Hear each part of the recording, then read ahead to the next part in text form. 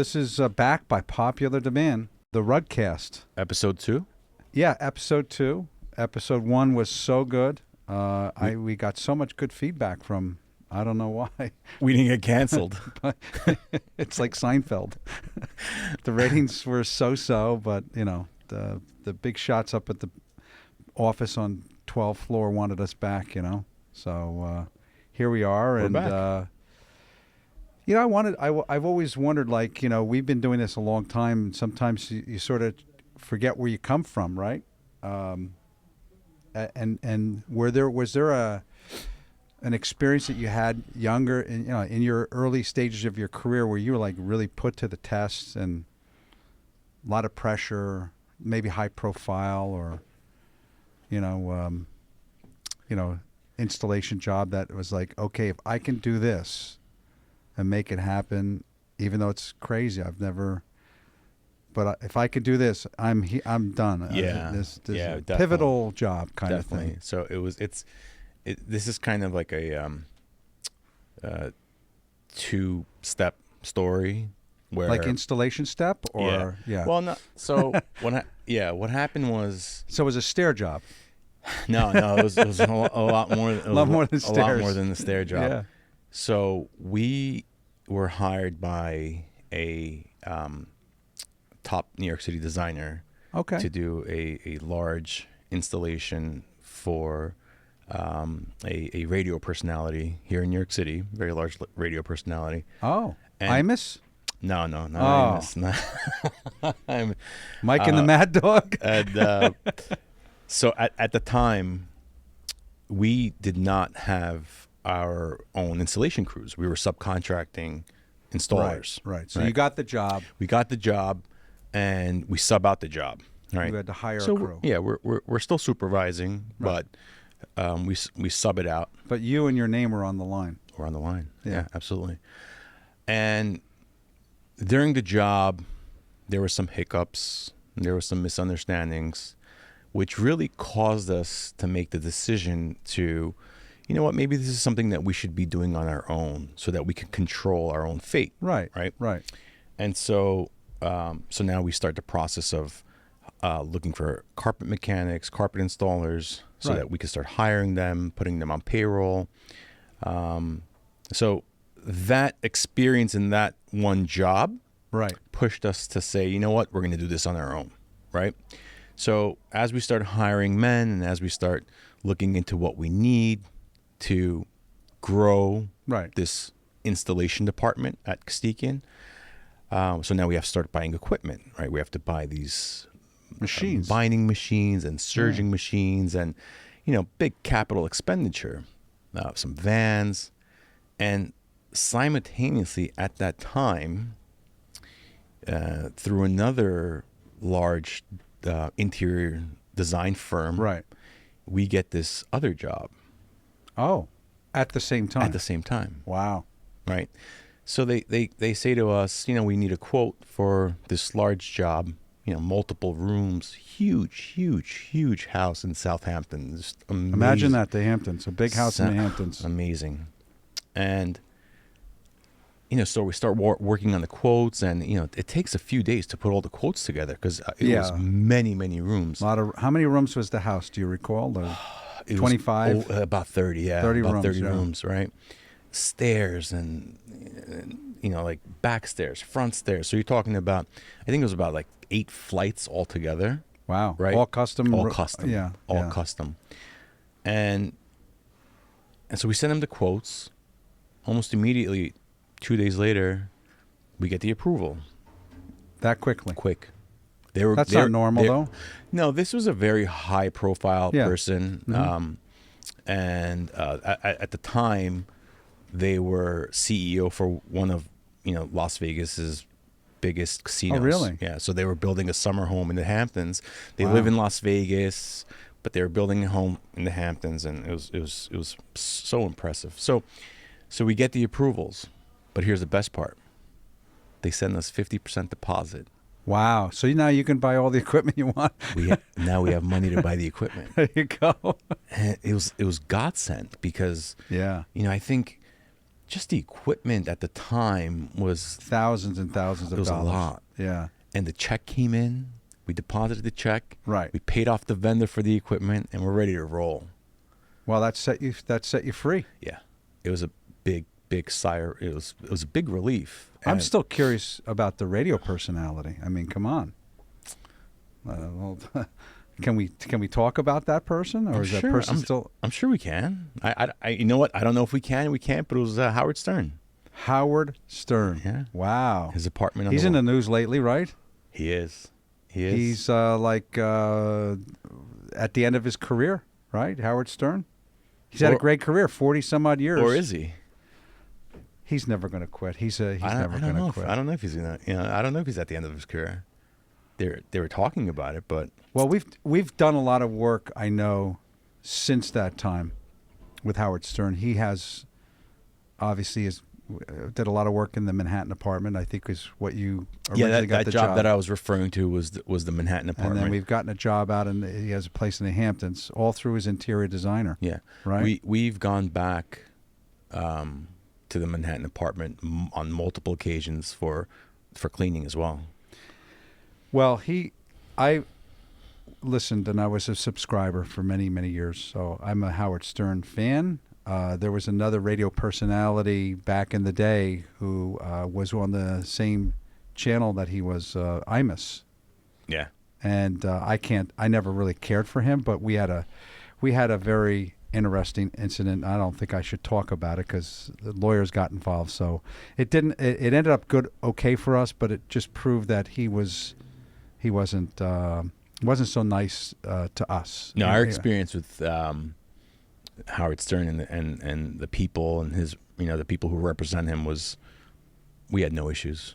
Yeah. And the reason why, again, like I brought it up was because it was because of that experience. It was because of that job. It prepared you for the next one. It prepared us, but it also pushed us forward. That was our pivot point, Right. where we said, you know what, we have to do this on our own. We Yeah. need the control. It's good, yeah. I mean, it's important, and to this day, your installation model is very much the same, where you're largely now getting really, really complex installation work through interior designers, and you have your own people. Yeah. Everything that you have and how you accomplish your work is done through your own resources, not just through Yeah. you yourself. Just like every business, what the word I use is our business is live and ever changing, and Yeah. we're constantly evolving and developing and growing. And even now we've shifted the business where we're not so much a volume installation business anymore. No. And now we're focusing on boutique installs, very Yeah. complicated, complex jobs for interior decorators who need and want the best representing them and their clients. Comfort. Yeah. Comfort. Yeah. We have a proven track record at this point. They know they come to us Yeah. for a reason. So If I'm not mistaken, you have more and more designers at this stage wanting to work directly with Costikyan. So that's a little bit of a departure in the New York market in and of itself. yeah, our focus 10, 15, 20 years ago was wholesale. Provide Yeah. services for other companies. Yeah, other companies, yeah. Yeah. But now over the last, I'd say, 3 years, we shifted our focus and have been working closely with the interior design world, and couldn't be happier. Well, I'm going to segue into a story that shaped us in the restoration business. There's a client who her father and they dealt with my grandfather, and I had gotten a call one day from some person by the name of Shandi Hefner, who I had no idea who this was, and she says, "Oh, would you be able to come out to Somerville to visit with Doris Duke? She has a house out here. She needs a rug repaired." And I was like, sure, of course. I live in New Jersey, so sure, it's easy for me. Be like you going to the Hamptons, right? So I had very little knowledge of who this person was. And I spoke to my mother at the time, and she's like, oh, my God, Doris Duke. Do you know who Doris Duke is? I'm like, I have no idea. And then she started to explain who she was and who the family was. So I didn't know what to expect, but I drove out to Somerville, 2 days later, and I think she has a 5,000 acre estate. All right. So it's a huge parcel of land in the middle of Somerville, New Jersey, which is on the way to Princeton. And, you go to the main gate, and then a security guard takes you into the inner sanctum gate, which is where her residence is. Mm-hmm. And then you then drive up, and then you're greeted at the door by Bernard, the butler. He comes into play later on in the game here, but I was greeted by Bernard Lafferty, her butler at the time, who used to be a butler for Elizabeth Taylor for many years, right? So they bring me into this solarium, which is this huge room, and in the middle there's like a little waterfall and all these beautiful Chinese panels. And he says, Miss Duke will be waiting for you here. She'll arrive soon. So I go, oh, okay. So I'm sitting there, and within a couple of minutes, I see this woman. I'll never forget, black leather pants, right? Like blue jean leather, nice sweater. She had 2 German Shepherds in the front of her and 2 Akitas in the back. So she had 4 dogs, and she was just walking in her bare feet. And she comes up to me and she says, pleasure to meet you. I'm Doris Duke. And from that point on, I connected with her. She, for whatever reason, felt very comfortable around me. So I ended up having to go up to her house up in Newport, Rhode Island. So you talk about a mansion, 37-room mansion called Rough Point, which is on the point by the ocean. And up in Rough Point, when I went up there, she had brought 2 camels that she had acquired from the Maharaja of Jaipur, right? She brought 2 camels, and she wanted to learn how to ride the camels. Crazy, right? How these people live, but it's a true story. And when I went up to Newport, okay, the first time to visit with her, she'd asked me whether I would like to travel with her. Now, Doris Duke had a private plane, but her private plane was a 727. It wasn't. She went out to Boeing and bought a 727 out in Seattle or whatever in Washington, and she paid $80 million for the 727. Wrote him a check. So she asked if I wanted to fly up with her. I said, of course. She goes, well, we're leaving the Morristown Airport at 10 o'clock tomorrow morning. I said, great. That night before departure, she says, I'm afraid you're going to have to make your own way.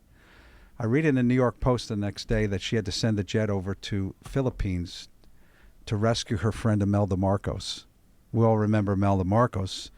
Her husband ran the country, Philippines, and she was the one with all the shoes, right? Remember Imelda Marcos back in the day? So I was supposed to be on the plane that day, but she had to send the plane up to there.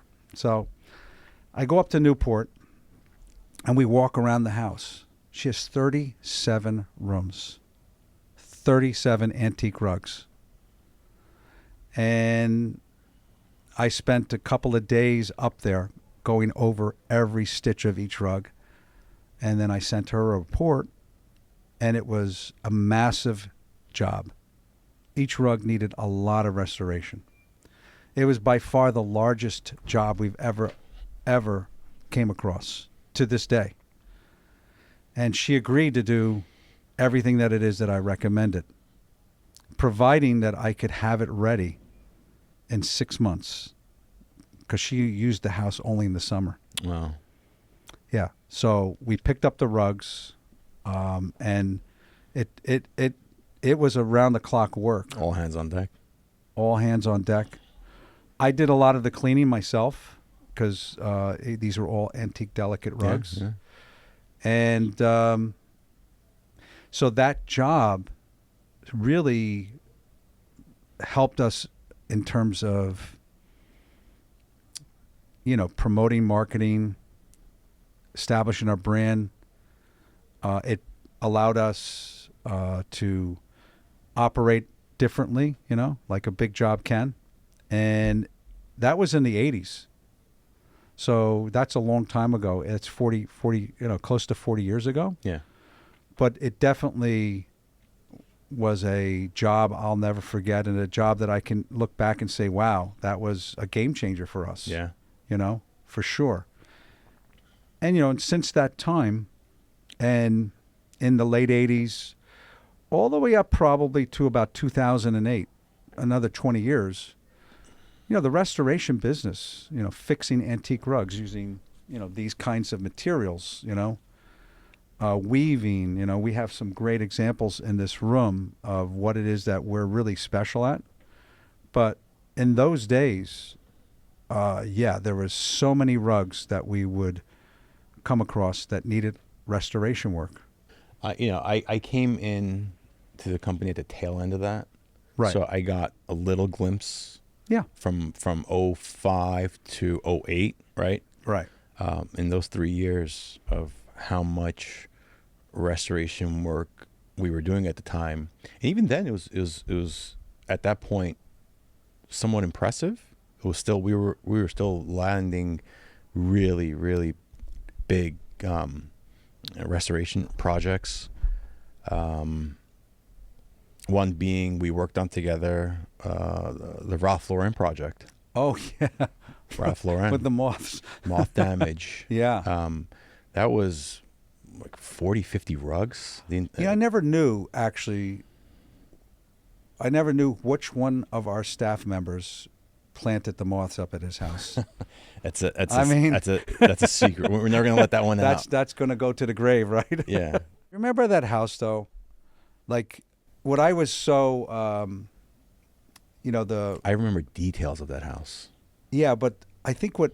Like, I could tell you what kind of tiles he had in his kitchen. That's the type of details I remember. What resonated with me is his house is like his stores. Yeah. Like, he used to have rugs on top of rugs with leather. It was like sisal, wall to wall. Right. Sisal. And then rugs on top of rugs. Yeah. Beautiful, smaller antique rugs. Yeah. Leather, leather chairs, chests, leather. Right? The chests in the It was like rooms. I was going to 72nd and Madison. Yeah, you would think you're in a Ralph Lauren store. Yeah. Yeah. So he lived, like his stores were really his life.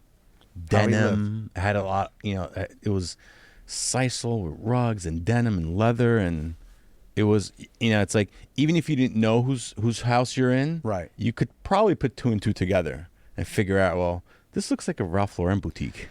Well, that was like, so you remember that job. It was a special job because there was, I would say, close to 40 rugs at least, right? Yeah. And they all had some level of need, some greater than others. And they just said, yeah, we got to do it. You name the price, we got to do it. So what was unique was, I remember it was it was you, myself, and another team member. We went up there so that we can start measuring and inspecting and photographing to put together a proposal. Yeah. And the house manager at the time said, no, he goes, you're here to pick these up. Fine. And we looked problem. We said, put them on the shoulder.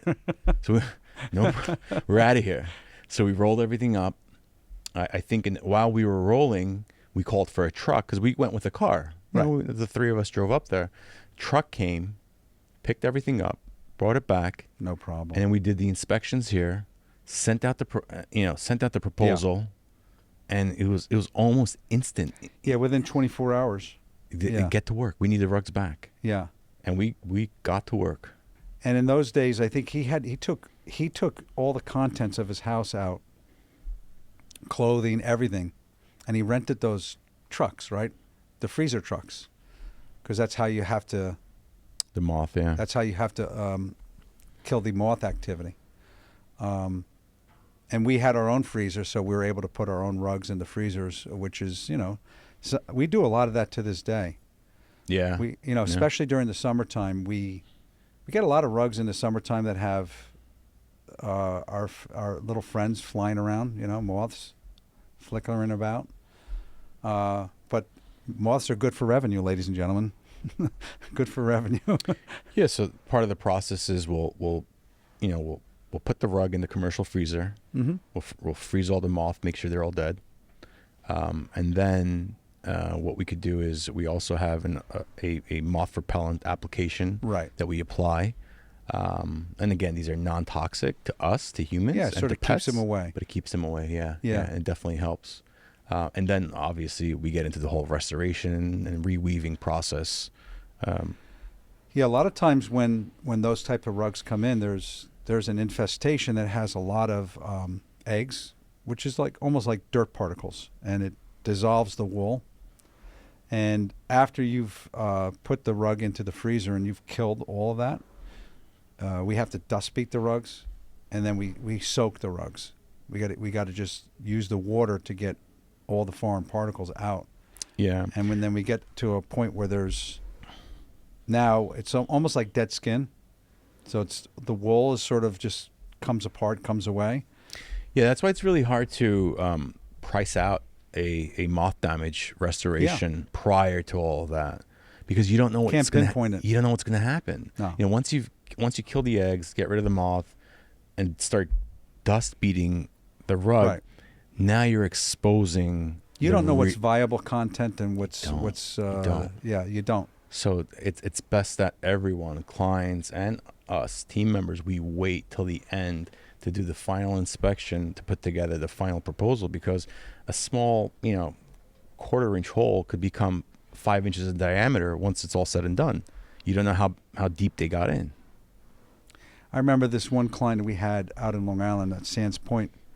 So she had a bunch of old Caucasian rugs, and she stored them in her closet. She had like a stack of 50 of them. And she calls up and she says, "Oh my God, I have moths in the closet. What do I do?" And the guy that was working for me at the time, funny fellow, says, "Well, do you have a cashmere sweater?" She goes, "What do you mean?" He goes, "Throw the cashmere sweater in there. It'll take the attention away from the rugs." A good idea. Not And bad. I was like, Yeah. and then then he got serious, obviously. So yeah, so that's the warp and weft of it, if you will. It's just a couple of stories of what Yeah. pivot points and help propel the company to where it's at today. I hope that the people on the 12th floor are listening now, and they say, "One more show. We'll give you one more show." Let's get approval for the third show. All right. Hopefully. Always a pleasure. Thank you. All right. Take care.